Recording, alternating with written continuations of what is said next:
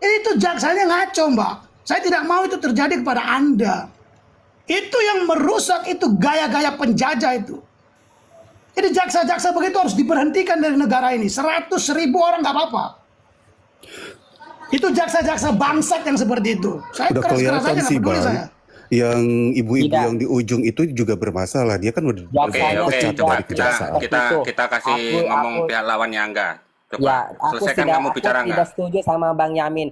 Jaksa seperti itu tidak setuju. Kalau misalnya terdakwanya dia attitude-nya dijaga, otomatis si jaksa itu tidak akan seperti itu. Yang persidangan sebelum-sebelumnya gimana? Nggak turun tangan kan? Jaksanya dia diam aja. Karena apa? Karena itu kondusif. Tapi pas kemarin itu di persidangan dia minta diputar. Kalau misalnya nggak mau diputar, dia tetap seperti itu, nggak mau diberogol, nggak mau pakai rompi. Apa salahnya? Aku tanya sama Pak Yamin, salahnya di mana? Jaksa. Oke, biar dijawab ya. Kamu mute. Tolong. Siapa nih? Saudara saya, saudari atau saudara nih? Ya. Ini bukan masalah apa salahnya, bukan masalah sah-sah saja. Dalam literatur hukum dan undang-undang negara ini tidak ada kata sah-sah saja. Itu yang bahaya. Ya, saya mau ngasih sebenarnya tak ingin kalau Anda anggap perspektif saya ini mendukung Mbak NM, saya pada dasarnya hanya mendukung penegakan hukum yang benar, yang sesuai dengan aturan hukum. Jadi bukan nggak spesifik. Kalau saya bicara saat ini dan itu terlihat cenderung ke NM, maka kondisinya yang saya bicarakan secara objektif saja. Ya, bukan apa salahnya. Di ruangan itu, Mbak, ada polisi, ada jaksa, ya kan? Kata jaksa itu diambil kalau sejak tahun 1200, ya 1200 sudah ada kejaksaan negara di Hindia Belanda, di Nusantara ini. Kalau Anda membaca buku yang ditulis oleh Sir Stamford Raffles judulnya History of Java, kata jaksa itu lahir dari kata niti praja, meneliti dan menjaga, bukan ngamuk-ngamuk.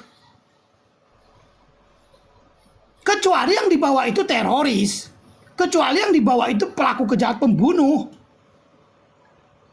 Dia ngamuk-ngamuk, itu hukum positif itu memang satu kesatuan dengan psikologis, kejiwaan. Iya kan? Saya tahu kalau kita bicara tentang causa cessante cessare devet effectus itu, hukum sebab akibat, ya. Ketika NM sebelum tutup pengadilan dia menyampaikan ada dugaan-dugaan bahwa jaksa itu disuap, meminta diputar videonya.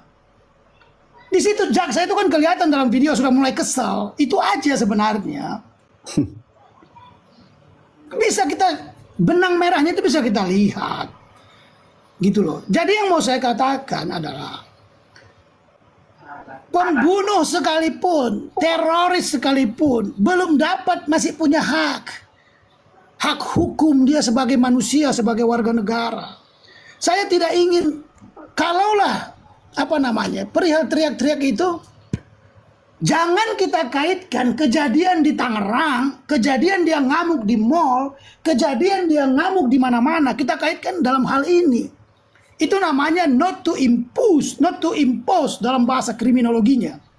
Tidak boleh kita menghukum, tidak boleh negara itu menghukum seseorang karena prejudice atau persepsi saja. Itu dalam ilmu kriminologi diatur. Saya yakin jaksa itu belajar kriminolog, kecuali dia tidur saat itu. Itu namanya, kok Anda boleh googling saja, not to impose. Apa itu not to impose? Jaksa itu kan Anda, teman-teman kebanyakan menggunakan not to impose. Bang, menghukum bentar. orang. Bang, aku potong ya. Aku boleh nanya nggak, Bang? Oke, setahun 30 menit. Bentar ya. Ini pertanyaan nih. Boleh nggak sih jaksa di dalam persidangan menye-menye, main handphone, foto-foto sana sini? Boleh nggak? Oke. Saya pernah kritik ini, Mas. Di beberapa lembaga negara termasuk di KPK saya kritik. Kata KPK begini, dilarang bawa handphone. Gue ngelihat Saya bilang. dengan mata kepala gue sendiri, SOP kami jaksa yang Pak Yamin boleh SOP nggak sih? kalian Iya. itu Boleh berlaku nanya untuk nggak, Pak kalian, Yamin? bukan. Mbak Yami boleh nanya nggak? Ada boleh Bentar, nggak satu-satu kamu ya, aku selesaikan. Boleh, Oke, boleh nggak aku menanyakan? boleh nggak kasih waktu? Apa boleh? Ini sebentar ya, Orang Angga. lagi menjelaskan kok dipotong-potong pertanyaannya, kalau dia udah selesai menjelaskan enggak. baru Iya, silakan enggak. boleh bertanya. Ini saya luruskan. Saya maksudku mengasih pemahaman saja. Ini karena banyak orang kasih pemahaman. Biar kita mau bicara. Pertanyaannya, boleh nggak jaksa bawa handphone? Di negara ini, saya agak rusak pikiran saya karena lebih tinggi SOP dari undang-undang. Contoh, masuk kita ke kepolisian, masuk kita ke kejaksaan, masuk kita ke OJK, dilarang membawa handphone. Mana undang-undangnya? Kalau saya melanggar, apakah saya dipidana? Oh, itu SOP, Pak. SOP itu untuk mereka, bukan untuk saya. Bukan untuk rakyat itu SOP. Rakyat itu diatur oleh undang-undang, bukan SOP. Kalau dilarang bawa handphone, dilarang Kapolri, Kejaksaan Agung, polisi membawa handphone. Rakyat nggak boleh dilarang. Kenapa? Saya harus memvideokan kalau jaksanya, polisinya, hakimnya nggak benar. Jadi ini kebalik di negara ini. SOP lebih tinggi dari undang-undang. Apa nggak gila kita, Pak? Terima kasih, itu jawaban saya. Terima kasih. Oke, Kalian aku yang boleh lain-lain dulu ya. bertanya. Oke, aku boleh bertanya Pak Mimin. Boleh nggak terdakwa bawa HP, terdakwa tantrum, terdakwa marah-marah, attitude-nya nggak dijaga? Boleh nggak terdakwa seperti itu? Oke, saya jelaskan ya. Memang idealnya, ini bukan masalah boleh atau nggak boleh. Ini masalah legal or ilegal. Itu aja sebenarnya. Legal dilegalkan oleh Ya, tolong negara. jawab. Sebentar lah. Kalau ada keluargamu nanti yang mengalami atau teman-teman bisa mendapatkan pengetahuan, oh iya gitu. Itu aja maksud saya. Legal or ilegal, itu aturannya. Oke? Boleh nggak marah-marah? Hukum tidak bisa memaksa yang di luar dari hukum itu sendiri. Apa contohnya? Hukum positif itu, pidana itu berkaitan dengan psikologis kejiwaan. Ya, makanya diperintahkan negara untuk hadir terhadap terdakwa dengan baik, jangan melanggar hak asasinya. Kenapa demikian? Agar psikologisnya terjaga. Bagaimanapun seorang pelaku kejahatan, apalagi yang belum divonis hakim melakukan kejahatan, dia wajib dilindungi oleh negara. Maka perlu pembuktian di dalam ruangan pengadilan itu seterang-terangnya. In criminalibus beden esse lucca clariores. Apa artinya? Dalam hukum pidana, bukti harus lebih terang daripada cahaya. Bagaimana cahaya itu menjadi terang? Bagaimana mencarinya? Probantiones artinya bukti dan kejujuran. Dia lahir dari dua akar kata, proba dan probus. Bukti itu bisa lebih terang daripada cahaya apabila jaksa, hakim, pembela, dan semuanya jujur. Jujur, Pak. Kalau dari tuntutan pertama saja ya, kesaksian pelapor yang mengatakan di dalam BAP ini melakukan bla bla bla, lalu setelah didakwa di dalam ruang dia memberikan kesaksian, dia merubah dakwaan itu. Udah ada indikasi berbohong situ, udah ada indikasi nggak jujur di situ. 1 jam Anda di ruang penjara itu, kehidupan Anda itu disita oleh negara dengan paksa. Bagaimana Anda nggak kejiwaan di situ, Pak? Nah, itu yang perlu dipahami oleh APH, penegak hukum, jaksa, polisi, hakim agar tidak berlaku tidak adil, tidak seimbang gitu loh. Iya, oke. Jadi pertanyaannya, boleh nggak dia marah? Itu faktor psikologis seseorang yang perlu kita pahami. Kok bisa Makanya dipahami, Pak? selama marah itu tidak membuat bukan keonaran. Onaran ini nggak jelas, ini bahasa apa ini? Kata keonaran ini makhluk apa ini? Nggak jelas. Iya, pertanyaannya Selama boleh atau dia tidak? tidak Pertanyaannya melakukan boleh apa perusakan. tidak? Bukan bukan masalah boleh atau nggak boleh, Sudah Mas. dijelasin Angga, itu dijelasin dengan secara melebar, makanya dipahamin bahasa pengacara. Enggak, jangan Bukan nyaut dulu masalah deh. boleh nggak boleh di sini. Ilegal atau ilegal. Kalau dia melakukan kerusakan, apakah marah itu dilarang oleh undang-undang? Apakah marah di ruang pengadilan seperti apa batasannya yang diatur di dalam SOP kehakiman? Itu kan aturan internal itu sebenarnya. Contempt of court itu tidak ada di aturannya di negara ini, nggak ada, Pak. Tidak ada aturan hukum yang dapat mempidanakan yang namanya penghinaan pengadilan. Cari aja kalau ada satu pasal pun. Kalau dikait-kaitkan banyak. Contempt of court itu aturan internal pelanggaran etik. Nah, marah itu seperti apa? Kecuali marah itu dia memukul hakim, dia memukul jaksa, baru itu kejahatan yang harus dihukum. Itu maksud saya. Betul, Prof.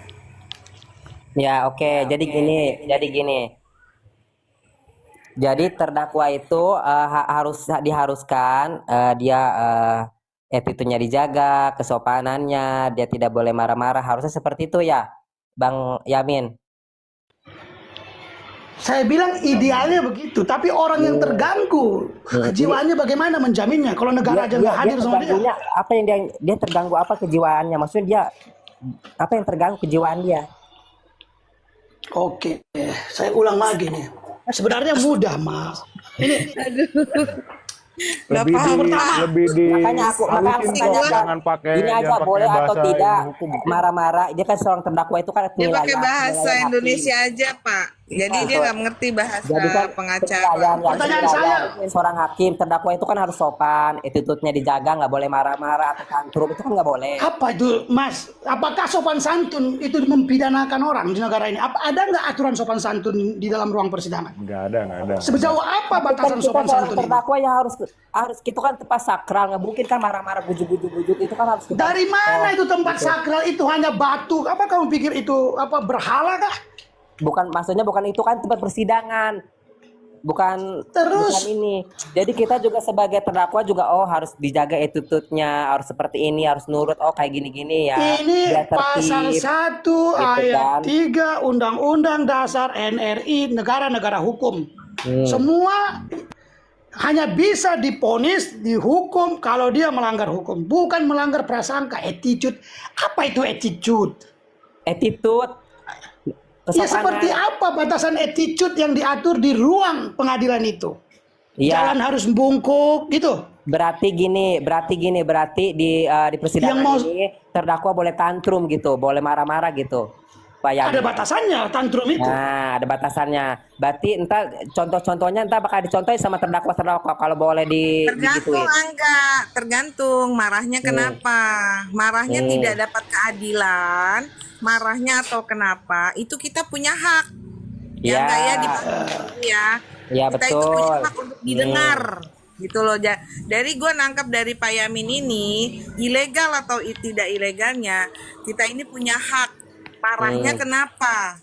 Bukan marahnya Ya. yang kayak ODGJ, bukan. Ya, Begini, tapi Main izin marah ya. nggak itu jelas. tapi tidak boleh tahu. Saya setengah Terdakwa menit itu aja, tidak boleh. Angga. Ini Angga, saya tak tahu siapa kamu di belakang kamu itu, apakah apalah saya tahu kamu itu human being gitu. Maksudnya begini.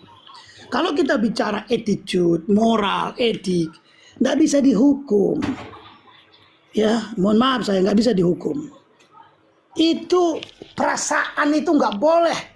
Perasaan kamu dia marah-marah itu di Medan sana, ya saya waktu lahir bapak saya sudah teriak mau dipenjarakan juga dia. Di Papua sana, di Papua orang manggil orang sudah pakai teriak.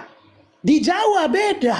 Jadi perasaan kamu itu nggak bisa untuk jadikan dasar. Kata siapa itu? Kata Immanuel Kant. Itu Dia di orang persidangan yang nggak boleh teriak-teriak, kita harus sopan satunya dijaga, itu penilaian Seperti- buat dia. kata siapa? Kata kamu. Kata saya.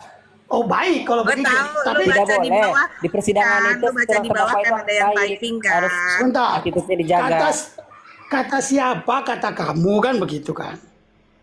Kata hakim nggak begitu, makanya hakim nggak menjatuhkan hukuman sama dia. jatuhin hukum kan masih proses, kan belum ketuk palu. Kalau begini ya, Itu bukan di masalahnya Angga. Kalau memang kamu bilang Nikita Mirzani tantrum itu nggak boleh dan harus dihukum, ternyata hakim tidak menghukum Nikita Mirzani. Yang Angga kamu begini, tantrum. begini Angga. Saya kasih kamu yang paling objektif buat teman-teman, buat teman-teman pendukung Mbak Niki juga. Kalau kamu tanyakan tadi seperti ini ke saya, Bang Yamin, apakah sikap Mbak NM teriak segala macam itu akan merugikan dia? Saya akan jawab iya. Itu akan berdampak bagi pertimbangan hakim dalam memutus perkara. Objektif nggak saya Angga? Cuman kalau kamu bilang itu salah segala macam, oh enggak ada aturannya. Nggak bisa dia dihukum karena itu. Gitu loh. Pak Yamin, Jadi kok, nah oke, Izin, lanjut Pak. silakan.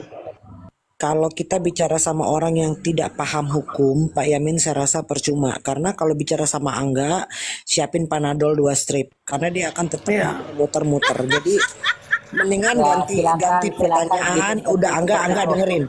Angga dengerin. Silakan nyiapin Ini akan Panadol. muter-muter Aku kalau hanya Mangga ini aku Iya. gini nih, muter-muter. Mesti banyak aku sabar. jawaban aku berarti benar ya. Seorang pengacara Seorang loh yang terdakwa ngomong tidak lah. boleh Iya, masa marah-marah. dibantah. Kita harus jaga attitude ya. Itu pandangan saya baik ya sama jangan berarti pandangan saya baik. Terdakwa itu harus sopan santun, attitude-nya dijaga. Itu Mas, karena itu Mas persidangan, Angga, tempat jangan- sakral, bukan tempat dugem, bukan tempat aneh-aneh.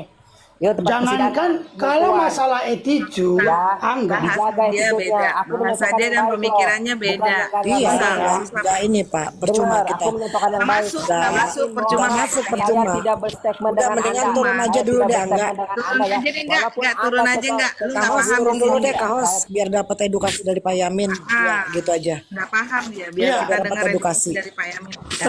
terakhir aja buat 20 menit ya. Kalau dibilang kita harus Bertanya dong, menjaga boleh izin attitude, bertanya nggak? Ibu-ibu, izin bapak-bapak. kalau kita mau menjaga attitude dalam pandangan Islam, di dalam toilet pun harus menjaga attitude, benar nggak? Dalam agama-agama attitude jangan masuk hutan pun jaga attitude. Jangankan di ruang pengadilan. Kalau kita masuk ke hutan, kata orang tua kita jangan kencing sembarangan. Itu attitude. Jadi bukan hanya di pengadilan, Mbak Angga gitu. Lanjut. Terima kasih. Silakan tuh Pak KL tadi mau bertanya. Ya, saya tertarik dengan Pak M. Yamin. Kalau benar memang ini M. Yamin seorang profesor atau ahli. Saya bukan boleh profesor, sebutkan saya dari. sarjana hukum. Oh, baru saja sarjana hukum. Siap Pak. Salam justice. Yang pertama, ini kasus NM di mata Bapak udah intinya aja ya. Bersalah atau tidak. Yang kedua, kalau memang dia bersalah apa dasarnya, kalau memang tidak bersalah apa dasarnya. Gitu aja sih. Tolong dijelaskan lebih detail. Oke, kalau ditanyakan ke saya Pas ada bersalah atau kontroversi tidak, dari JPU atau hakim yang tidak mau. Saya tertarik Pak sama Bapak karena memang tadi bahasa-bahasa hukumnya kebetulan Pak. Saya juga lulusan magister hukum, jadi mengerti lah sedikit-sedikit yang Bapak sampaikan itu, dan benar memang JPU atau hakim tidak mengizinkan. Memang karena nggak ada rule-nya berapa timingnya, boleh dari persidangan awal sampai jam berapa. Memang nggak di persidangan, nggak dihadirkan itu. Dan nggak ada aturan khusus mengatur itu ya Pak, kalau saya pelajari gitu. Tolong dijawab Pak. Terima kasih. iya, Bang, Abang kan magister hukum. Kita sama-sama tahu kalau ditanyakan apakah bersalah atau tidak, saya nggak bisa katakan itu. Saat ini Mbak NM itu di ruang pengadilan. Itu harus kita tunggu hakim nantinya. Tapi kalau ditanyakan saya, apakah menurut pandangan saya unsur-unsur pemerasan itu memenuhi syarat dikaitkan dengan relasi kuasa dan keterangan kemarin? Secara teori triangle of crime, saya menemukan keputusan tak masuk pemerasan itu. Bahkan keterangan saksi pelapor sendiri sudah membatalkan BAP-nya. 143 KUHP bahwa BAP disusun dengan rinci segala macam dan seterusnya untuk dasar menjadi dakwaan. Tapi dakwaan itu dirubah oleh si saksi pelapor sebagai korban.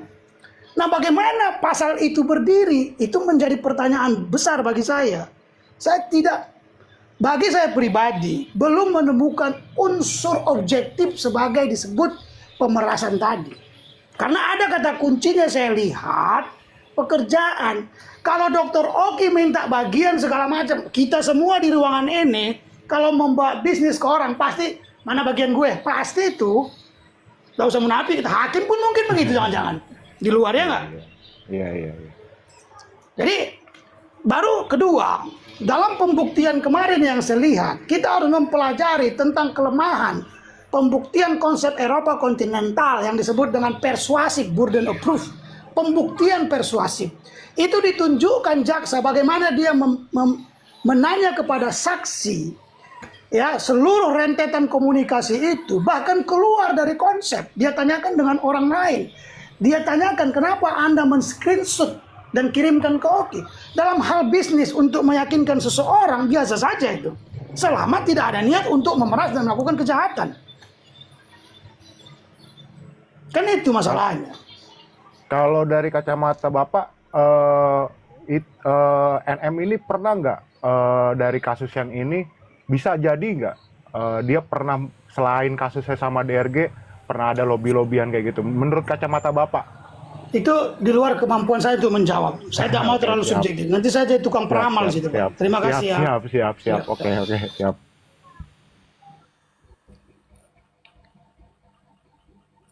Maaf ya Pak Hos ya dan teman-teman. Aku kalau sudah kuliah pejabat negara agak ngaco, saya agak kenceng, kesel gitu. Betul Pak. Siap, Betul, Pak. Pak. Sama di instansi penegak hukum ya. LP bisa diubah-ubah, BAP bisa diubah-ubah, itu menurut saya udah penyimpangan. Betul Pak, itu Pak yang Bapak sampaikan tadi Pak. Dan LP di laporan atau BAP yang di persidangan juga berubah-berubah, itu juga ada penyimpangan. Memang menurut kita. Mas, BAP biasa berubah. Yang terjadi biasa itu terhadap terdakwa kan. Betul. Kenapa? Dalam ilmu kriminologi kemungkinan dia tertekan, ditekan, diperiksa dari jam 9 pagi sampai jam 1 malam. Pasti melanggar psikologisnya, nggak bisa fokus. Ya. Lalu ya, Pak. ada tekanan, itu kan secara ilmiah, ilmu kriminologi itu diajarkan. Makanya banyak yang merubah BAP tapi untuk terdakwa, bukan untuk pelapor. Kali ini kok aneh pelapor. Iya. Betul. Dia sendiri nggak yakin yang dia laporkan, kan kacau itu. Udah gitu janggalnya begini Bang, di saat persidangan itu si RG itu sama suaminya jawabannya nggak ada kepastian. Banyak bilang lupa lah. Lu yang buat BAP ditanyain sama terdakwa, dijawabnya lupa. Gimana sih? Itu banyak kejanggalan pokoknya. Ya. Kalau misalkan lu lupa-lupa, ngapain lu buat BAP? Kalau kayak gitu, lu sendiri yang buat BAP. Saya mohon maaf ya, agak kenceng suaranya. Handphone saya handphone made in China nih, jadi suaranya agak pelan, jadi harus teriak. Tapi di saat persidangan, Aman. iya, tapi di saat persidangan ditanya oleh terdakwa sesuai dengan BAP-nya dia nggak bisa jawab.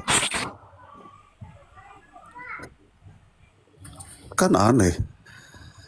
Ada satu lagi ya bapak-bapak ahli hukum di sini. Ngomong-ngomong kapan saya suruh ngomong udah sejam di sini nggak suruh ngomong. Kalau saya nggak suruh ngomong, saya diem. Oke, Ngomong deh, Bang Bang RT. Silahkan Ngomong, Bang menanggapi RT. Iya, segmen Bang, teman-teman Bang Bang dulu RT. Iya.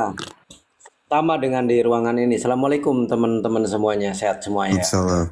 Waalaikumsalam. Jadi etika itu undang-undang meskipun tidak dipasalkan. Nah, kayak Angga di sini tadi melanggar etika komunikasi dan diskusi, makanya dia kan diturunkan. Saya paham tentang itu, makanya saya mending belum disuruh ngomong, saya mending diem aja. Memang agak kelamaan, saya mau ikut ngomong. Jadi ada beberapa pertanyaan yang saya harus lengkapi nih dari rekan kita KL dan Maskel juga. Teman-teman terkait fakta persidangan ini ya. Kemarin yang saya juga bersama Bang Yamin tuh di ruangan Bang Rapi. Tapi salah ngasih analogi, kasihan analogik ke begal. Berarti kan RJ itu begal. Ngasih analogi ke perempuan lonte, berarti kan analogiknya salah. Terus ke kotoran segala macam. Jadi cobalah, analogik itu salah satu upaya untuk menerjemahkan hal-hal yang memang melekat pada bibir-bibir orang yang harus paham tentang bagaimana cara menyimak suatu permasalahan yang sedang kita bahas. Nah, kembali lagi ke pokok tema ya, soroti JPU dan Hakim. Saya ke situ aja. Kalau orang hukum pakai bahasa Belanda, kayak Ustadz pakai bahasa Arab. Jadi jangan tabu, jangan ini. Saya mengutip bahasa saudara rekan saya tadi, dalam hukum acara itu berarti siapa yang menuntut dialah yang wajib membuktikan. Nah, jadi gini teman-teman, asas ini serupa dalam asas hukum acara perdata, actori incumbit probatio. Dalam konteks hukum pidana yang melakukan penuntutan adalah jaksa, ya kan? Kita sepakati dulu tuh. Penuntut umum sehingga jaksa umumlah yang wajib membuktikan kesalahan terdakwa, itu poinnya. Kelanjutan dari asas tersebut bahwa actori incumbit onus probandi adalah actore non probante reus absolvitur, yang berarti jika tidak dapat jaksa penuntut umum membuktikan, maka Nikita Mirzani harus dibebaskan. Artinya, jika jaksa penuntut umum dalam perkara pidana tidak dapat membuktikan kesalahan Nikita Mirzani atau actore non probante, terdakwa harus diputus bebas atau reus absolvitur. Artinya begini, apakah teman-teman melihat suatu jalannya proses persidangan ini janggal? Ya, Nikita Mirzani punya barang bukti BAP dirubah 3 kali. Loh, BAP itu udah P21, udah jauh kok bisa dirubah-rubah untuk pelapor. Ada di pasal 144 KUHP yang mengatakan bahwa dakwaan boleh dirubah, disempurnakan cuman hanya 1 kali sebanyak, ya. Itu pasal 144. Tidak bisa main-main. Nah, kalau ketika ada bukti yang mengarah kepada perubahan-perubahan keterangan dari terdakwa, itu derogatory. Itu kejahatan sebetulnya. Nah, Ini kata terus terdakwa 3 terakhir, kali saya perubahan ingin katanya. menyoroti hakim. Ini bagi teman-teman yang sudah paham, mengingatkan. Dan saya akan melihatkan kata Pak Yamin tadi mengatakan bahwa kekuasaan itu adalah alat sebenar-benarnya yang melakukan kejahatan. Ini negara Republik Indonesia memfasilitasi para hakim menjadi seorang penjahat. Kok Bang Erdi ngomongnya begitu? Bayangkan aja teman-teman. SEMA nomor 9 tahun 76 sudah 50 tahun dirancang di Badan Legislatif DPR RI, sudah hampir 6 atau 7 kali ganti presiden, ini gak selesai-selesai. Makanya hakim di Indonesia dalam putusan pengadilannya itu tidak bisa dipidanakan. Makanya saya bayar 50 juta bagi pakar hukumnya atau siapapun yang bisa menyerahkan dan menginformasikan kepada saya ada hakim yang bisa dipidana dalam putusan, itu nggak ada. Di kasus Pina Cirebon saya pembela Sakatatal, sudah sedemikian spesifik saya membuatkan suatu resume-resume yang memang mengarah kepada kebenaran hakiki, ya kan, yang tidak dapat saya temukan kebenaran formil dan material dalam kasus Pina Cirebon. Sampai sekarang PK-nya ditolak. Padahal jelas-jelas kelalaian hukum. Makanya di situ membuktikan bahwa hakim tidak bisa dipidanakan dalam putusannya. Jadi hakim kalau dapat suap, putusannya salah, santai-santai aja. 245 dalam waktu 8 bulan ini hakim dinyatakan bersalah dalam putusannya. Ngeri nggak? Kok negara membiarkan hal seperti kayak begini? Kan begitu. Harusnya ketika kita mau mensidangkan seorang tokoh seperti Nikita Mirzani yang tidak akan menjadi riuh dan menjadi kacau seluruh rakyat Indonesia, letakkan di situ hakim yang benar-benar profesional, letakkan di situ jaksa penuntut umum. Ini jaksa perempuan ini rekam jejaknya jelek teman-teman, ya. Saya Iya, pernah seperti yang menangani saya perkara bilang dengan tadi, jaksa Bang. ini, ya. Ada yang mengatakan langsung klien saya itu dia memang seorang penjahat yang sebenarnya penjahat kan begitu. Masa orang seperti kayak gini jangan dilihat dia berani, jangan dilihat dia adalah sosok orang yang memang tegas dan lain sebagainya. Presumption of innocence itu harus diletakkan kepada seluruh terdakwa seluruh Indonesia, baik kepolisian, jaksa penuntut umum, kehakiman. Tidak ada untuk ada tendensi menyalahkan kepada terdakwa karena dia belum diputus oleh pengadilan. Saya akan menambahi sedikit pertanyaan dari rekan kita yang JS ya, Magister Hukum KL tadi. Pertanyaannya adalah bagaimana terus dari permasalahan ini? Kan teruji di dalam BAP, di dalam dakwaan memang Nikita Mirzani memenuhi unsur pemerasan. Kata siapa? Kata BAP dan dakwaan jaksa penuntut umum. Namun di situ Nikita Mirzani menyampaikan beberapa keberatan-keberatan. Saya sepakat ketika suatu persidangan diwasiti, dijuriin, atau misalkan dipimpin oleh sesuatu hal yang patut diduga melakukan konspirasi jahat, maka keputusannya akan menjadi suatu kejahatan.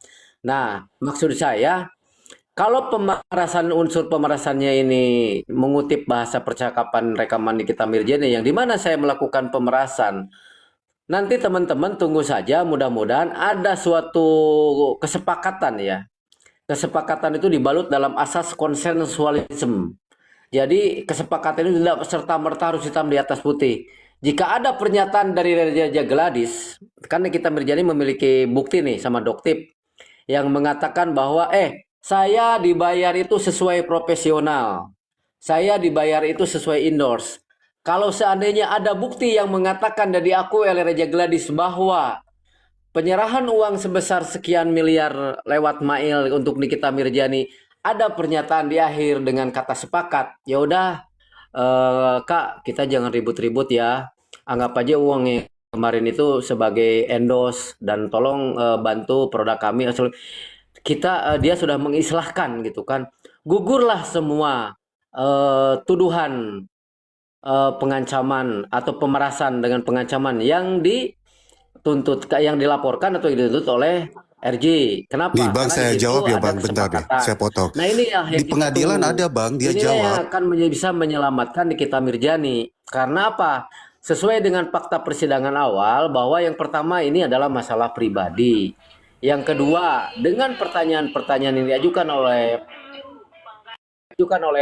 PH-nya dari Nikita Mirjani, kan dia kalau kata bahasa netizen itu kan pelanggan pelongo. Jadi saya masih berkeyakinan penuh dalam intuisi saya sebagai praktisi hukum, ada kesepakatan yang dilakukan oleh Nikita Mirjani dengan Raja Gladys yang berujung kepada asas konsensualisme. Kesepakatan itu tidak bisa dipidanakan. Nah, terkait dengan adanya upaya mengkriminalisasi yang dikatakan oleh Nikita Mirjani, faktanya adalah 3. Yang pertama, BAP yang berumah selama 3 kali. BAP dan dia punya barang buktinya, dakwaan yang berubah-ubah, perlakuan para penegak hukum yang melanggar hukum acara pidana yang harus dilaporkan, sehingga sepakat seluruh rakyat Indonesia tidak akan menerima dengan kelapangan hati apabila hakim yang memutus, jaksa yang menuntut masih yang sekarang dipakai oleh negara untuk mendakwa Nikita Mirjani. Terima kasih, host.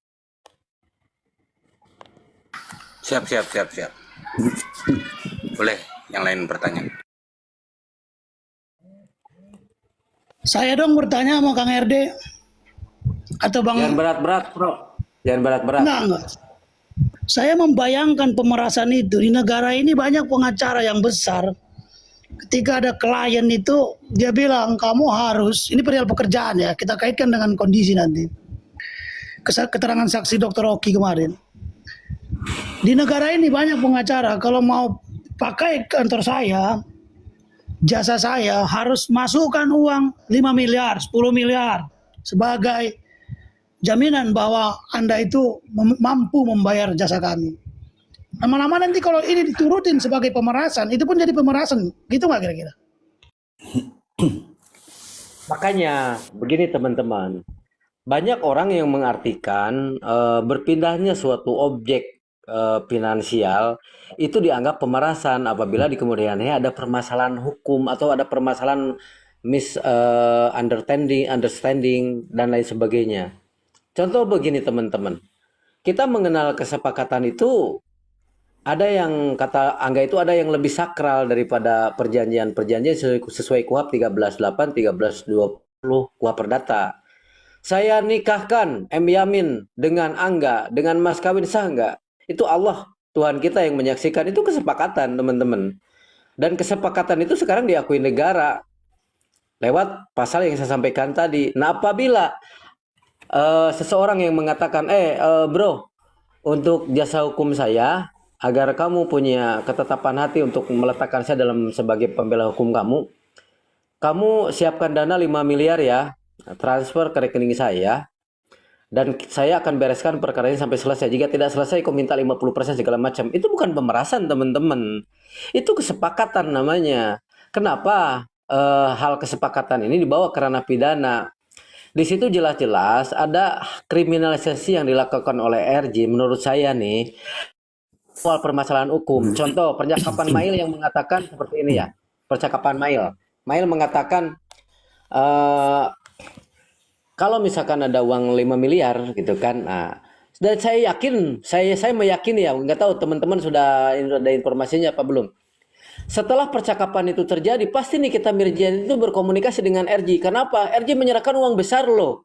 Dan faktanya dia aman kan begitu.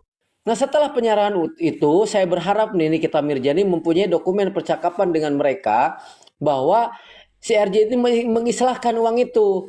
Dan saya menjamin keputusan hukum hakim 100% Nikita bebas ketika bisa Ada bang, waktu proses di persidangan ini persidangan. ada suatu kesepakatan. Contoh seperti ini, yang saya bilang tadi saya pertegas, Kak.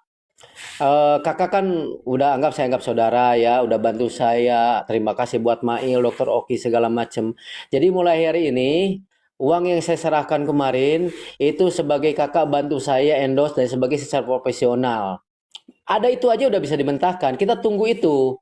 Nah, kalau itu tidak ada, saya khawatir ini proses perjalanan hukum sesuai dengan hukum acara ya. Tetapi hal yang kemarin disampaikan oleh Nikita Mirzani terkait adanya konspirasi jahat yang dilakukan oleh jaksa penuntut umum dengan hakim itu harus diungkap karena peradilan itu tempat masyarakat mencari keadilan. Jangan sampai itu lengah. Kalau bisa nih teman-teman, syukur-syukur saya malah meminta kemarin mana dong bukti rekamannya. Karena apa? Itu kejahatan untuk negara. Saya dengan Bang Yamin dengan teman-teman advokat lainnya juga sama penegak hukum yang sama haknya di hukum. Ya nggak ada masalah. Lawyer bisa bisa melakukan upaya hukum untuk kejaksaan dengan pengadilan itu sah saja dengan kehakiman. Makanya tipis-tipis sekali pemerasan itu dilakukan banyak orang yang melakukan kriminalisasi udah dibantu jasa hukum sudah disepakati ya kan banyak juga kalau klien-klien on yang melaporkan pengacara ini terjadi dalam hal ini ketika seorang Nikita Mirzani sudah membantu sudah tidak dipublish gitu kan tapi masalah ini teman-teman ketika lanjut saya yakin nggak bakal aman RJ karena apa informasi teman-teman barang siapa yang ingin berdonasi untuk melakukan lab 44 produk Raja Galis di ITB ataupun di Malaysia itu ada rekomendasi ya kan lakukan lab tersebut untuk uji pembanding bahwa di situ ada oknum BPOM yang bermain gugat secara perdata kalau dinyatakan putusannya betul bahwa produk itu mengandung zat yang berbahaya maka seluruh konsumen RJ yang sudah membeli produk RJ bisa melaporkan di Polsek, di Polres atau di Polda. Bayangin 100.000 orang laporan apa nggak puyeng gitu loh.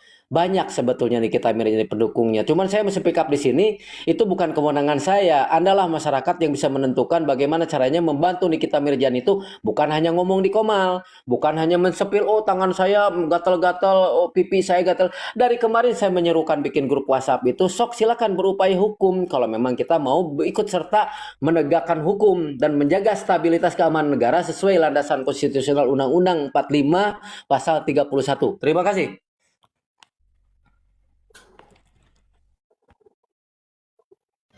Izin Pak Hos, Siap Pak Yamin. saya mau bilang begini, Pak RD Lau, kalaulah makna pemerasan itu ditafsir dengan bahasa subjektif, intrasubjektif semata, maka ketika ada orang yang sakit lalu dibawa ke UGD rumah sakit sampai di sana dia meninggal belum ditangani oleh dokter, belum ditangani oleh rumah sakit. Lalu pihak keluarga harus membayar rumah sakit, maka laporkanlah itu rumah sakit pemerasan. Kan belum ditangani apa-apa. Kata dokter, kata pihak rumah sakit, tidak boleh dibawa pulang mayit sebelum membayar, padahal belum ditangani apa-apa.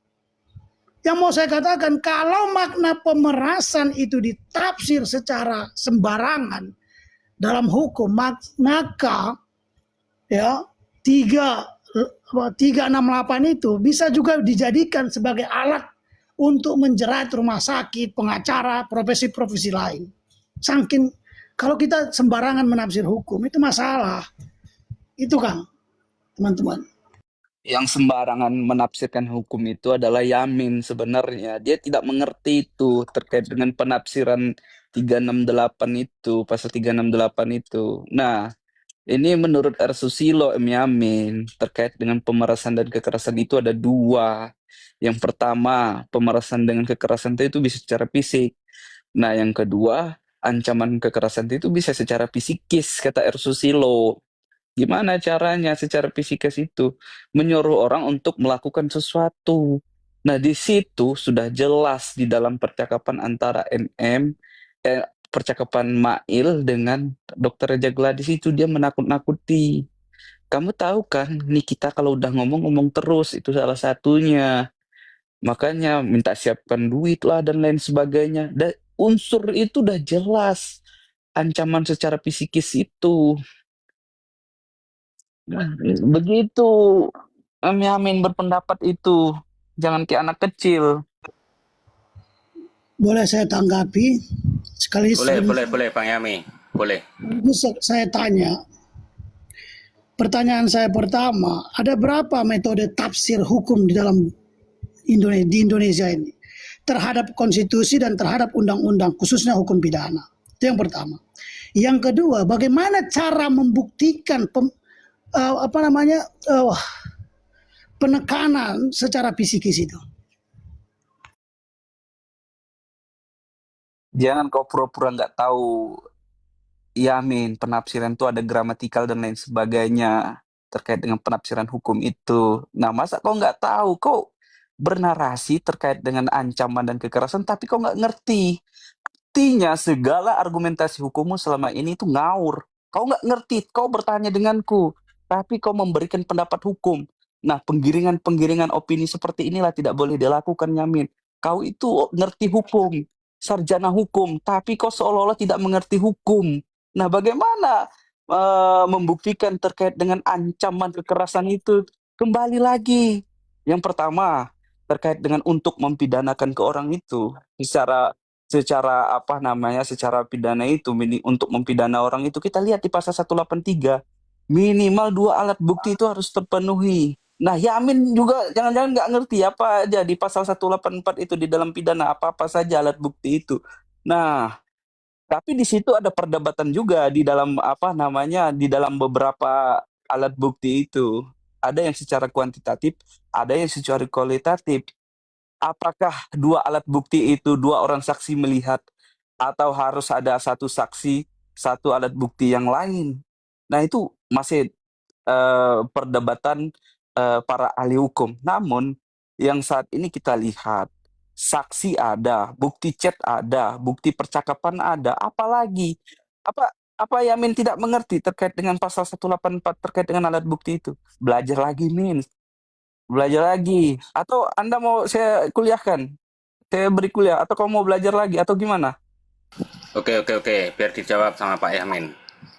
Iya, anak-anak buah Farhad ini kan mencari nama, mencari ilmu dari saya dengan membantah saya sebenarnya. Pertanyaan saya simpel kok. Dia mendalilkan, mengutip narasi dari Mulyatno tentang penekanan secara psikis. Pertanyaan saya simpel kok, hanya 2. Metode bahasa apa yang Anda gunakan untuk menafsirkan bahasa atau kata pemerasan itu dalam konsep hukum yang Anda pelajari? Coba googling dulu, kan Anda biasa googling kan? Yang kedua, bagaimana cara Anda membuktikan tekanan psikis yang Anda maksud tadi? 2 saja kok, jangan kemana-mana, nggak ngerti lah, nggak apa. Iya, tadi kan udah kujelaskan, Yamin, terkait dengan ancaman dan menyuruh orang untuk melakukan sesuatu. Paham nggak?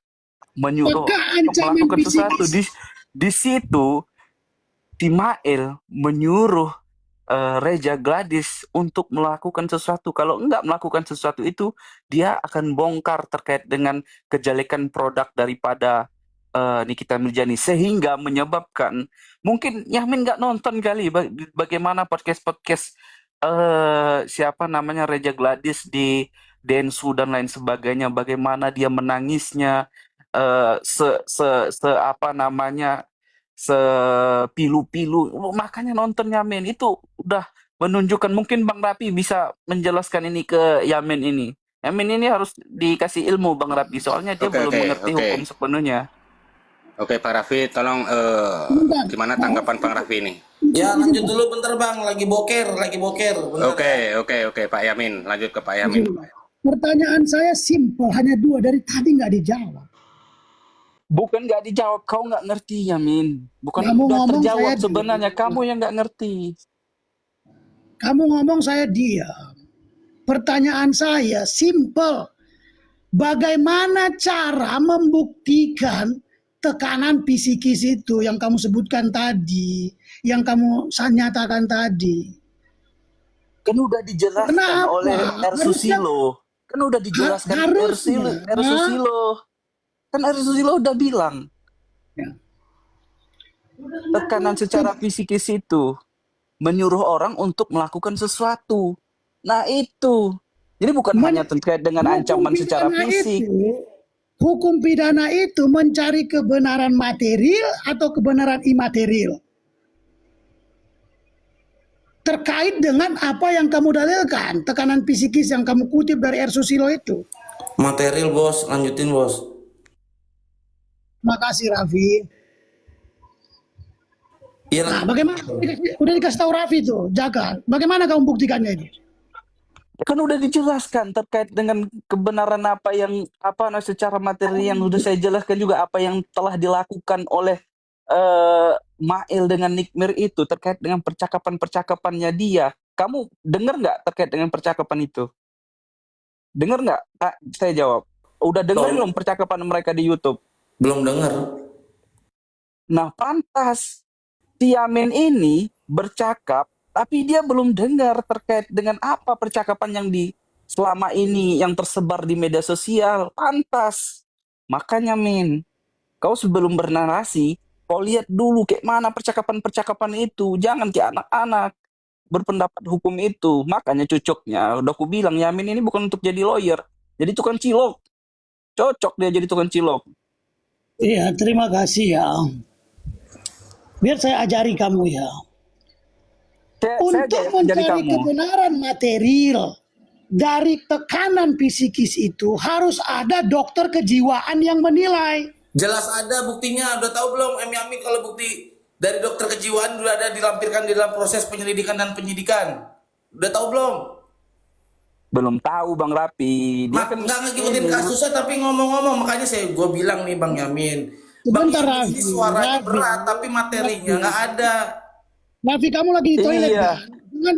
Iya, lagi boker lah. Kamu lagi, terlalu banyak cakap Yamin nih, tapi nggak ngerti kalau dengan kamu lagi di persoalan yang toilet, ada. Raffi, kalau kamu lagi di toilet, bedakan apa yang keluar yang dekat mulut, yang dekat kepala dengan perut yang dekat di toilet itu. Nah makanya Yamin, suara lu sama yang keluar dari bawah gue sama. Oke, suara lihat. Suara dengan betul, lihat. Lihat dari Iya, kepala. sama-sama. Apa yang keluar sekarang dari lobang yang gua nih sama. Nggak ada isinya nih, ampas. Iya. Ditanya Jaka bagaimana cara membuktikan, nggak bisa jawab. Ya Hanya iya, dua itu kan lu pertanyaan. bilang tadi sudah lu jawab. Dari keterangan apa? Ahli kejiwaan. Raffi, Sebenarnya yang sakit jiwa Raffi. itu Yamin. Dia gak, Jaka, kalau kamu masih seperti itu modelnya, kamu aja yang bicara, aku nggak bakal mau. Karena saya tahu. Ngomong. Bentar ya. Satu dulu satu-satu supaya kita paham gitu loh. Ya, saya tahu banyak kantor pengacara yang masuk ke, dan saya nggak mau lah, terlalu jauh nanti. Ya. Kamu kan mendalilkan tekanan psikis. Maka saya tanya, yang kamu bicarakan itu kamu ngerti nggak? Sampai 3 kali saya tanya, kamu nggak bisa jawab. Setelah Kan saya terangkan, baru saya dijawab udah Raffi, jelas. baru kamu nyambung lagi. Saya Aduh. jawab dengan pendekatan apa yang disampaikan oleh R. Susilo. Lalu saya jawab. Makanya Min, kau berbicara filosofis tapi kau nggak Makanya, ngerti kalau makna membaca secara buku- filosofis itu. Ampas Makanya, gue jadi nggak Min. keluar gara-gara Yamin nih. Iya, nggak ngerti dia. Kan saya menjelaskan secara filosofis. Gini aja bang, menurut apa yang R. ditanyakan Susilo. dijawab aja, nggak usah Ya kan udah saya jawab. Kan saya jawab. Dia menanyakan terkait dengan hal itu. Narasi Nah, aja, saya narasi jawab. emang di sini cerdas cermat, tanya jawab narasi aja. Saya Yang ini jawab. tahu nggak gugat apa juga? Dakwaannya apa tahu nggak? Gini Coba ya, saya mau ini tanya ruang Mas Yamin, M-nya nih Mas ya, Mas Yamin, Mas Yamin. sebentar, Rafi, kamu narasi Yamin, kamu saya tanya dulu dakwaannya tahu nggak? hal-hal umum, Saya tanya dulu dakwaannya tahu nggak? Jawab dulu hal-hal umum. Kamu kan baca itu kan notoir Saya fetum mau notorius itu. tanya dakwaannya sekarang dakwaan jaksa pakai dakwaan jenis apa? Saya mau tanya dulu. Ngikutin nggak ini? Udah. Nggak tahu Notoir dia, nggak fetum. tahu Jawab dia. dulu. Nggak tahu. Kalau Astagfirullahaladzim. Berarti belum nggak dia tahu jenis dakwaan yang sedang dipakai sama jaksa kasusnya Nikita Mirzani apa? Dari semalam kamu nanyakan ke orang Ini bersangkutan. nggak ada, baru pertama sekali saya tanya ini ke M. Yamin. Gak ada lagi narasi kamu yang lain kah? Loh, ini biar saya tahu dulu. Anda tahu nggak nggak bisa kasus jawab, ini? nggak bisa Dakwaan apa jawab, yang Dari pakai nggak bisa jaksa? jawab. setiap hal-hal dalam hukum pidana, hal-hal umum gak usah kau bicarakan. Kok umum? Biar kau nanti membaca tahu. lebih bagus. Biar nanti tahu arahnya kemana dakwaan itu. Biar makanya saya tanya nih. Jenis dakwaan yang Bilang aja, dipakai Min, dalam nggak kasus ngerti. Nikita Mirzani apa dan pasal apa Min, yang bilang dikenakan? Min, Coba nggak ngerti jawab. Min. Ini mulai nih penyakit apa namanya kayak gaya-gaya kalau Yamin kata nggak tahu. Astagfirullahaladzim. Yamin nggak Berarti tahu, nggak Yamin. tahu macam apa? Udah ku bilang Bang Rapi, dia itu nggak ngerti dengan persoalan ini, sok-sok bercakap hukum. Makanya Astaga. cocoknya dia ini bukan jadi lawyer, jadi tukang cilok. Udah ku bilang, tukang cilok tuh kayak gini ngomongnya. Yamin ini gara-gara lu nih ya, gue jadi nggak bisa keluar ini ampas gue. aduh Mas Hos, Jawab izin Mas Hos. dulu, Bisa begini. jenis dakwaannya dakwaan apa? Sebentar ya Raffi, sebentar. Ya, saya kasih waktu buat searching dulu. Sekarang saya nanya, Bang Raffi paham nggak apa Baru yang sebentar, biar saya apa jawab. yang ada kasus Baru kita? baru satu Paham. baru Biar, satu biar saya jawab. Biar baru saya satu jawab. pertanyaan. Ya, Baru ya satu jawab dulu, pertanyaan. jawab. Baru Biar saya satu jawab. pertanyaan, dia belum bisa jawab. Kasih. Biar saya jawab. Biar saya jawab ya. Enggak usah ledek-ledekan kayak kalau kata Pak Mahfud Googling kayak dulu. basir. Googling dulu, googling. Nggak usah ledek-ledekan, Iya, tapi lu Pia. ledek duluan. Iya, biar dijawab coba. Biar dijawab dulu sama Pak Yamin, tolong. Mas Hos, izin ya kalau enggak diskusinya ledek-ledekan, aku turun. Kalau mereka enggak Kan lu yang diturunkan. ledekin duluan katanya bau mulut gue sama katanya. Bentar ya. Ntar kalau diledekin lagi nangis. Kamu aduh ini orang ini ya. Kalau ditanya saya dakwaan jaksa apa? Jaksa dan pelapornya bingung mereka apa yang mereka mau dakwakan. Ya dia nggak tahu. Dia nggak tahu. Jangan dipotong, jangan putus-putus kalau bicara kayak kotor. Bang, biarkan dulu orang ngomong baru abang lagi gitu loh. Jaksa dan pelapornya bingung yang mereka dakwakan itu apa, yang mereka laporkan itu apa. Kenapa begitu? Kenapa begitu? Ketika dihadirkan, Amin ya Allah. Astagfirullahaladzim. ketika dihadirkan saksi pelapor, Jangan-jangan dia nggak tahu. Coba sekarang saya tanya. Ada berapa jenis dakwaan di hukum ini? Ada berapa jenis dakwaan Yamin? Coba sebutin. sebentar ya. Jawab dulu. Ada berapa jenis dakwaan di Indonesia ini? Kamu sebentar. Googling sebentar. dulu, googling dulu, Min, googling dulu, gak apa-apa. Yang Aduh, penting bisa, parah. gak apa-apa. Mas Hos, tolong suruh Betul, mereka, betul. perintahkan mereka untuk matiin mic kalau kita bicara gantian, atau kasih mic. Iya, biar Yamin dulu ya, teman-teman ya. Iya, Bang Hos izin ya Bang Hos. Biar M Yamin ini tidak mengalihkan dulu, biar dia nih kita narasi biar satu arah. Dia tahu nggak dakwaan yang dikenakan Nikita Mirzani sedang pakai dakwaan apa dan pasal apa? Dia berjelasin, jangan kemana-mana. Oke. Beri kesempatan Nah, googling aja, jenis Bang. dakwaan tuh ada beberapa. Kan saya bilang sebutin, nggak bisa dia. Bang, bagaimana mau disebutin kalau abang ngerocos terus? Biarkan aja dulu dia ngomong. Dia nggak jawab dari tadi kok pertanyaannya. gitu. Gimana mau Diam aja ngerocos? dulu gitu loh. Iya, saya tahu singkatan SH itu dalam bahasa Belanda itu. Ya udah saya kasih waktu buat googling dulu. Aduh. Googling dulu. Mas Hos, Udah izin Mas langsung Hos. aja balik ke ini aja, pokok pembahasan Izin Mas aja. Hos, kalau mereka masuk main potong-potong begitu, saya izin turun ya. Saya bukan SH Nggak dipotong Stolhorn. kok, Bang Bentar Yamin. ya. Santai Bang Samin. SH itu dalam bahasa Belanda Stomehorn, anjing goblok artinya. Tahu, men. Jadi kalau Kita ada tahu. asal ngomong sarjana hukum itu sama kayak bahasa Belanda itu. Ngomongin diri sendiri ya, Min. Kau tuh asal ngomong, kau dakwaannya aja nggak tahu. Udah ya, aku turunkan ya, karena nggak menghargai teman bicara kalian ya. Aku nggak pandang bulu aku. Iya betul itu Jadi- Bang. Silakan Bang Yamin. Menghargai gitu kan. Jadi begini, jaksa dan pelapornya saja bingung apa yang mereka mau dakwakan. Pertama 369 Junto TPPU, lalu ITE, iya kan? Setelah itu berubah keterangan saksinya, merubah BAP-nya, berubah, bukan pencemaran terhadap produk, tapi terhadap diri saya, berubah sudah. Lalu kemarin jaksanya menuntut masih tetap perihal produk dalam pembuktian. Coba bayangkan, jaksanya saja masih bingung. Yang tertulis ya ada 369 TPPU, pencemaran nama baik. Jadi kalau kita ada pengacara kayak tadi, kamu ikutin, kamu jawab. Itu bukan pengacara, itu penyidik. Bedakan cara bertanya pengacara, sarjana hukum, dengan penyidik, bos. Jangan-jangan nggak tahu lagi apa perbedaannya, kan kacau. Itu dampaknya itu. Kayak preman atau kayak penyidik. Penyidik bukan. Itu bahaya yang begitu.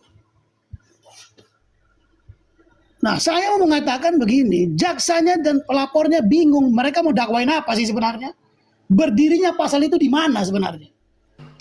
Apakah 369 dan TPPU serta pencemaran nama baik, saya simpulkan bahasa saya biar ada yang masyarakat yang bukan sarjana hukum memahami,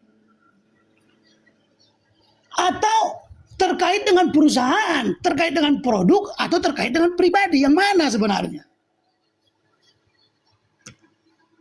Lah orang sendiri bingung Pak di ruang pengadilan itu, makanya dicari kebenarannya. Gitu, terima kasih. Salam kenal semuanya host ya. Bang Yamin, Bang Halo Yamin. abangku, Bang Pondang. Iya Ya, sabar. wah seru nih, seru ya. Aduh. Iya, saya mohon maaf betul Pak. Saya ketika mendalilkan, saya tanya ulang tentang tekanan psikis, nggak bisa jawab. Gue setuju Bang, sama lo. Iya, Gue setuju. Gue setuju sama iya lo. Pak Yamin, memang iya. Cara masuk lo nggak lengkap dari awal. Gue setuju sama lo.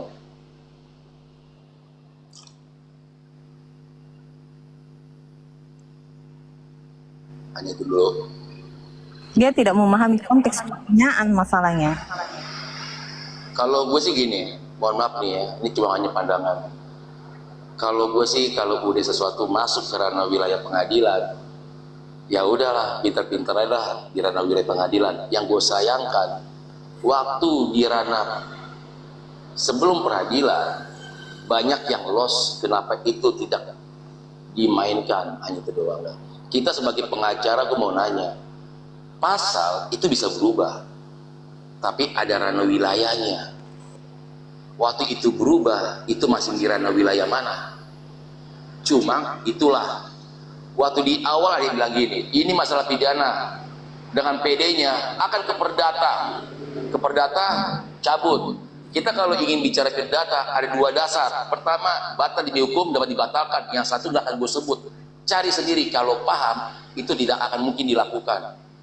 Jadi kalau sudah terlanjur masuk ke ranah wilayah pengadilan, ya udah, pintar-pintar aja lah ranah wilayah pengadilan. Sebelumnya nggak usah dibahas lagi lah itu, karena udah terlanjur masuk. Seharusnya diupayakan dari awal sebenarnya. Terima kasih. Oke, Bang RD. Siapa tahu ada mau yang dibicarakan, Bang RD. Hidup Bang JS. Gimana nih air stiker nih? Pengacara aku ini, angkat bicaralah kamu ini, jangan diam. Nanti dulu, gue lagi gagal fokus gue. Ayo coba yang lain dulu. Makanya kalau bisa Indonesia sekarang nih, Konoha. Ayo kita gerakkan sebuah tindakan mewujudkan uji.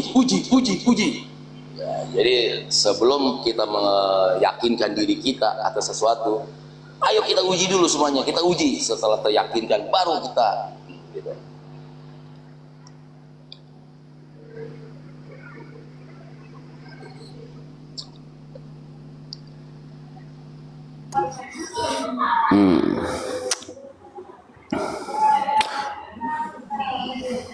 Lanjut Bang Pondang, lanjut Bang Jadi sudah Pondang. terlambat. Udah di persidangan ya udah nikmatilah permainan dalam sebuah persidangan gitu kan. Tapi kalau ini sudah selesai, apakah ada upaya? Masih ada upaya. Cuma apakah upaya yang Masih banyak. iya mesti dijelaskan di sini? Ya rugilah orang kita bukan pengacaranya, kita nggak dapat duit. Ya bingung kalau sudah begitu. Makanya boleh jadi perdebatan, tapi perdebatan yang bisa jadi sarana pembelajaran kita, tapi kita mesti bijak, jangan sampai apa yang kita miliki menjadi suatu materi atau bahan yang menguntungkan bagi orang lain. Jadi bijak-bijak kita aja lah berdiskusi.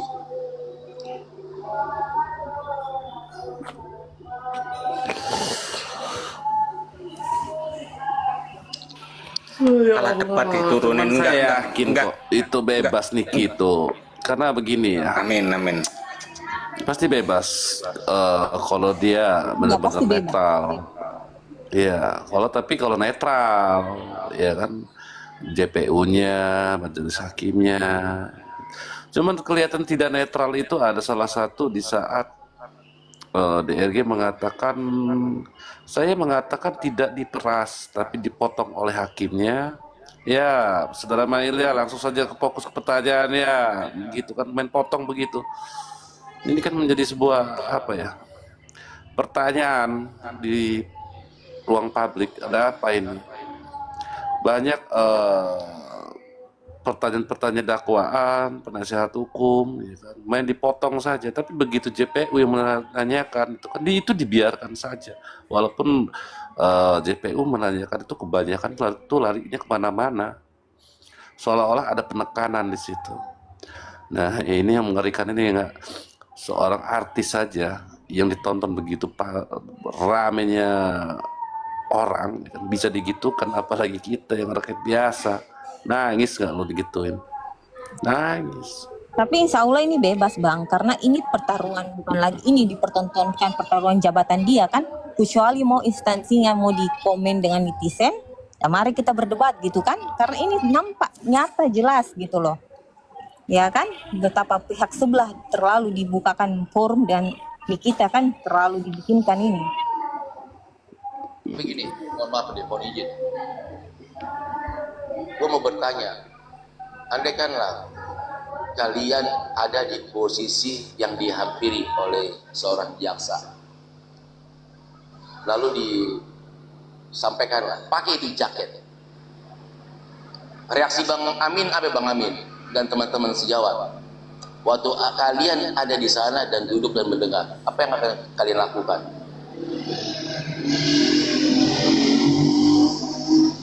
Gimana Bang?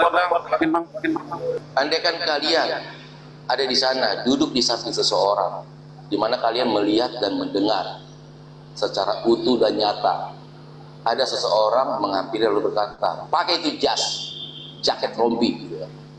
Apa yang kalian lakukan saat itu seharusnya? Oh, pakai itu pakai rompi. Ya, saya akan bertanya. Gua mau nanya Kenapa sama Anda menyuruh saya pakai jas? Gitu. Ayo. Tapi izin Bang Pondang, teman-teman begini. Kalau kita merujuk ke 143 ayat 1 KUHP, di situ kan di bagian akhir itu kan disebutkan tentang surat dakwaan. KUHP sendiri tidak mengatur secara spesifik makna surat dakwaan. KUHP sendiri tidak mengatur itu, silahkan cek pasal demi pasal, ayat demi pasal ayat. Cek aja. Apa yang mau saya katakan? Bagaimana kalau kita kaitkan dengan perkara ini? Pertama, surat dakwaan itu disusun, ya kan? 143. Ayat 1, ayat 2 dan seterusnya. Lalu dibawa ke pengadilan. Dasar surat dakwaan adalah BAP. BAP susun secara terperinci oleh jaksa, dibawa ke ruang pengadilan, didakwakan terhadap terdakwa, lalu tiba-tiba si pelapor, si saksi pelapor, si korban merubah. Memang BAP, ada apa saya dengar pengacara yang ditampilkan di infotainment, oh dakwaan itu berubah biasa saja karena terkait waktu segala macam. Dakwaan berubah secara biasa terhadap si terdakwa, bukan terhadap si pelapor atau saksi pelapor atau si korban. Bagaimana surat dakwaan itu dengan kaitannya yang tidak memaknakan surat dakwaan? Artinya apa? Secara psikologis jaksa bisa menarik itu suka-sukanya karena dia memiliki dalil yang banyak, apalagi dia sama-sama wajah pemerintah.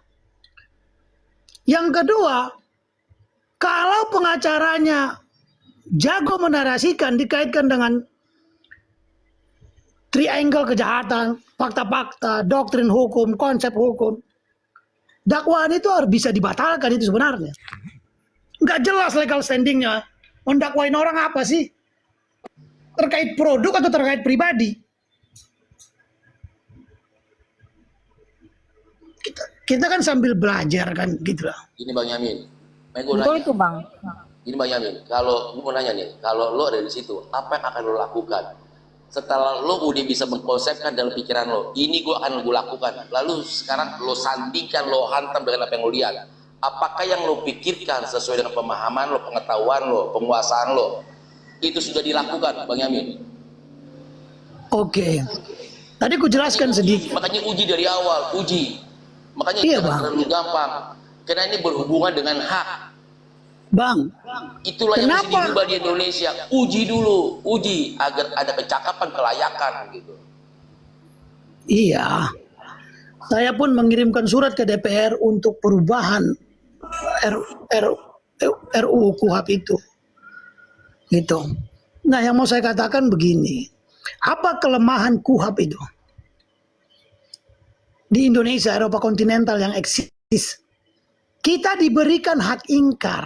Orang yang melakukan kesalahan diberikan untuk berbohong, diberikan kesempatan untuk berbohong. Izin Bang, gue nggak senang. Sebentar ya. Sebentar ya. Ini Bang, penting nih Bang. Ini bahaya. Terdakwa diberikan kesempatan untuk berbohong. Jaksa memiliki peluang 180 derajat lebih besar untuk melakukan kebohongan. Kenapa? Secara psikologis mereka menguasai lapangan. Satu, sama-sama pemerintah. Dua, sudah melalui proses polisi, jaksa. Itu psikologinya begitu bicara. Kriminolog bicara begitu. Betul Bang Yamin. Itu begini Bang. Contoh dalam pembuktian kemarin, bagaimana cek-cek saya itu yang mengalir kemana-mana kan, yang kemana-mana aja. Seharusnya kalau tadi kan pertanyaan kalau saya akan saya giliran saya itu akan saya lahirkan pembantahan yang sama dari konsep yang dibawa jaksa agar tidak membentuk pola pikir atau paradigma bagi hakim untuk tidak meyakinkan hakim. Runtutan chat yang diutarakan jaksa itu harus diulangi. Runtutan-runtutannya harus dibantah. Dengan dasar yang sama. Jangan dasar yang lain boleh diambil ketika kita selesai membantahnya. Itu namanya persuasive burden of proof. Common law dan Anglo-Saxon sudah dalam konsep objective burden of proof. Tidak diberikan hakim kewenangan yang lebih luar biasa menafsirkan. Kenapa? Conviction angtim atau keyakinan hakim itu, saudara-saudaraku, ya, kalau kita mempelajari dasar lahirnya konsep keyakinan hakim itu hanya probabilitas, hanya kemungkinan besar benar selama dapat diterima akal waras. Kata siapa? Kata orang yang menciptakan itu pertama. Orang Prancis siapa yang pertama? Tourette namanya, seorang pengacara yang ikut konsepsi 1791. Tourette mengambil dari mana? Dari hukum Itali. Siapa namanya? Cesar Beccaria dalam buku De Deliti e della Pene. Bahwa keyakinan hakim hanyalah kemungkinan besar itu benar selama dapat diterima akal waras oleh seluruh masyarakat, oleh seluruh sarjana hukum yang mengetahui. Kalau nggak dapat diterima akal waras, cacat. Jadi dasar keyakinan hakim itu banyak, ada 3. Bukan nggak ada dasarnya.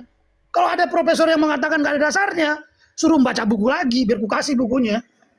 Nah, sekarang gini Bang Yamin. KUHP, kalau menurut gua, walaupun ada sedikit kekurangan, haruslah kita katakan itu sebuah sarana yang sudah memadai lah. Jangan karena ada kurangnya pemahaman seseorang dalam memahami, menguasai apa yang ada di dalam sebuah KUHP, lalu itu menjadi label KUHP jadi kurang mengakomodir. Sebenarnya kurang, tapi sudah pas itu. Makanya gue punya materi ini 2+1, ini harus sebagai dasar kekuatan kita nih. 2+1. Kan ini sering terjadi tanda bahwa kita tidak memahami KUHP atau aturan atau perundangan apapun. Ini gue sebut ya 2+1. Duanya adalah lex serta, tidak boleh ada perumusan yang kurang jelas. Lex strepta, tidak boleh ada penafsiran yang terlalu luas atau nggak jelas. Kalau itu dilanggar atau tidak terpenuhi, larilah ke yang +1. Equum et bonum ex lex legum. Apa yang adil dan baik adalah hukumnya hukum. Ini 2+1 jaga. Orang selalu menggunakan 2 ini yang lex, tapi mereka tidak hidup secara nyata dalam pemahaman dan gak hidup dalam penguasaan. Kalau ketemu corak yang 2 tidak terpenuhi, lari ke langsung ekum, bahwa apa yang adil dan baik itulah hukumnya hukum. Itulah kita punya pikiran dan perasaan. Jadi godaan segala atau apapun yang membuat kita berlari dari itu semua, marilah kita lari yang paling dasar, paling mudah dimengerti oleh siapapun setiap manusia. Jika ada gangguan, benturan, godaan dalam suatu proses hukum, inilah fondasi paling kuat. Equum et bonum ex lex legum. Apa yang adil dan baik adalah hukumnya dari hukum. Oke, Bang Pondang, saya izin tanggapin Mas Hos. Tadi dikaitkan dengan lex serta dan lex scripta. Kalau kukaitkan dengan pasal yang kita diskusikan dengan wajah yang sedang kita lihat di depan kita ini, NM, apa makna pemerasan itu? Apakah itu sudah memenuhi lex serta dan lex scripta yang Bang Pondang sampaikan?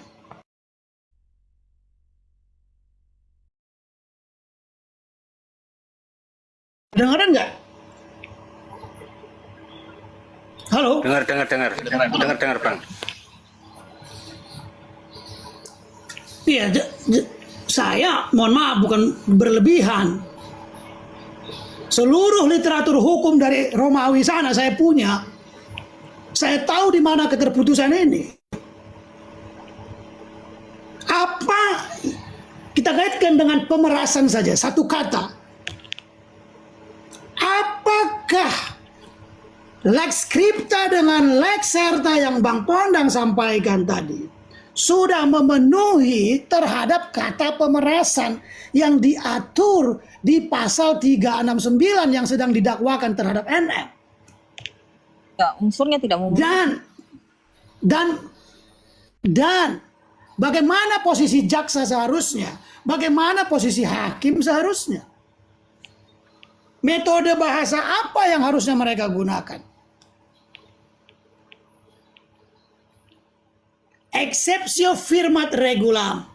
Dalam tafsir yang abstrak yang membingungkan, maka wajib menguntungkan si terdakwa. Itu kata asasnya.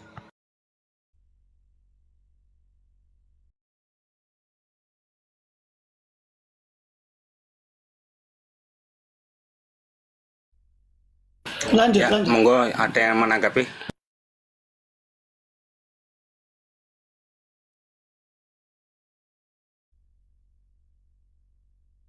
Jadi saya bisa terangkan sebenarnya maksud Bang Pondang tadi. Ini kan memisahkan antara kejahatan dan hukuman. Dulu ini dibahas, tahun 1700-an sudah dibahas. Oleh siapa? Oleh Caesar Beccaria. Beccaria itu masih menjadi rujukan doktor-doktor profesor di negara ini ketika mereka mendapatkan disertasi, membuat disertasi. Tapi mereka tidak baca secara utuh. Apa maksudnya? Dalam Eropa kontinental, hukum pidana tidak boleh hakim menafsirkan undang-undang atau pasal-pasal yang berbau yang disebutkan Bang Pondang tadi. Bahasa yang tidak jelas. Pemerasan. Bagaimana hakim menjabarkan itu? Jangan-jangan kalau kita tanya hakimnya pun bingung menjawabnya. Bang JS Koplak. Jadi artinya pasal itu sudah tidak memenuhi lex scripta dan lex serta yang Abang sebutkan. Wajib menguntungkan terdakwa satu. Jaksa harusnya paham itu enggak itu? Apa makna tekanan psikologis? Makanya tadi saya tanyakan kepada adik kita tadi. Di situ Bang, seorang hakim jika dia menguasai suatu materi permasalahan dan dia juga menguasai ilmu atas untuk menyelesaikan permasalahan, seorang hakim yang tegas, yang profesional, yang cakap, dia bisa memutuskan sesuatu langsung secara jelas. Blok. Dan itu tidak terwujud. Bang Pondang, kalau hakim boleh menafsirkan suka-suka, berarti dia menjadi negatif legislator namanya. Artinya gini Bang, dia menjadi anggota DPR sekalian, menciptakan hukum baru.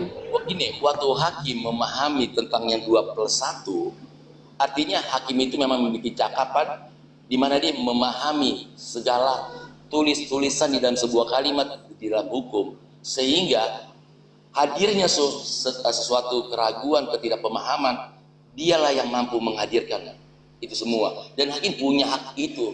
Banyak hal-hal yang langsung diputus gitu. Mohon maaf Bang, ketika Abang mendalilkan lex serta, lex scripta, lex stricta, saya lex itu yang Abang sebutkan tadi melarang hakim untuk menafsir. Halaman 25 sampai 40 buku De Deliti e della Pene yang ditulis oleh Caesar Beccaria. Apa katanya? Hakim dilarang menafsirkan kata demi kata yang ada di dalam hukum pidana Eropa kontinen. Alah Bang, bukan tidak Kenapa? boleh. Bang. Tidak boleh menafsirkan. Boleh atau tidak boleh menafsirkan. Ini ada perumusan, ada penekanan. Kalau lu menafsirkan sesuatu, jangan keluar dari konteks atau lebar atau tidak jelas. Ketiga, boleh. Cuma dengan syarat pemahaman lu mesti jelas gitu. Ngerti gak Bang? Oke, Bang Pondang, biar aku objektif. Kalau aku gunakan buku, berarti aku masih objektif Bang, masih ilmiah saya. Kata Caesar Beccaria, kalau hakim menafsirkan hukum pidana dalam sistem seperti Indonesia ini, Eropa kontinen, maka pintu ketidakadilan terbuka luas. Kenapa? Dia hakim itu bukan pembuat undang-undang. Kalau hakim membuat undang-undang, Anda akan menemukan satu kasus yang sama di bawah yurisdiksi hukum yang sama dengan putusan yang berbeda-beda. Terjadi nggak di Indonesia? Penjelasan pasal itu ada nggak? Kalau nggak lengkap penjelasannya di bawah, maka wajib hakim menafsirkan untuk keuntungan si terdakwa. Wajib. Karena apa? Asas exceptio firmat regulam itu bukan untuk Eropa kontinen. Itu asas hukum universal untuk Anglo-Saxon dan Eropa, common law. Karena di sana hakim bebas menafsir-nafsir. Di Indonesia enggak. Kalau dibilang hakim mengetahui, mohon maaf kita uji dulu. Saya pernah tanya hakim, teori apa yang Anda gunakan dalam memutus perkara terhadap satu orang terdakwa? Kepastian hukum, kemanfaatan hukum atau apa? Dia bilang apa? Oke, kami menggunakan teori Yahya Harahap. Saya secara langsung diajar pernah oleh Yahya Harahap sebelum dia meninggal. Tak Ada tuh teori Ayah Rahab, mau kita katakan hakimnya pinter. Mohon maaf, sarjana hukum pengacara itu lahir karena kebodohan hakim-hakim, karena kerusakan polisi, karena kerusakan jaksa. Makanya pengacara di Indonesia ini, undang-undang advokat itu lahir karena kerusakan atau mafia peradilan yang dilakukan oleh polisi, oleh jaksa, oleh hakim. Kata siapa? Almarhum Adnan Buyung Nasution yang berbicara langsung ke saya di Bogor. Jadi kalau kita nggak itu nggak, kalau kan juga diajarkan kita asas res judicata pro veritate accipitur. Accipitur itu hukum pidana, habetur itu hukum perdata. Oke? Putusan hakim harus dianggap ngaco, harus dianggap manipulasi, harus dianggap lahir dari kesewenang-wenangan. Itu maknanya itu. Itu sejarahnya. Karena polisi, jaksa, dan hakim melakukan kejahatan, memaksa orang untuk dimasukkan ke dalam penjara. Dipaksa dia melakukan pencurian, dituduh dia mencuri, dituduh dia memeras. Karena mereka punya kuasa, dia katakan putusan hakim harus diterima. Maka lahirlah banding. Bukan, silahkan baca disertasi dari Leiden tahun 1600.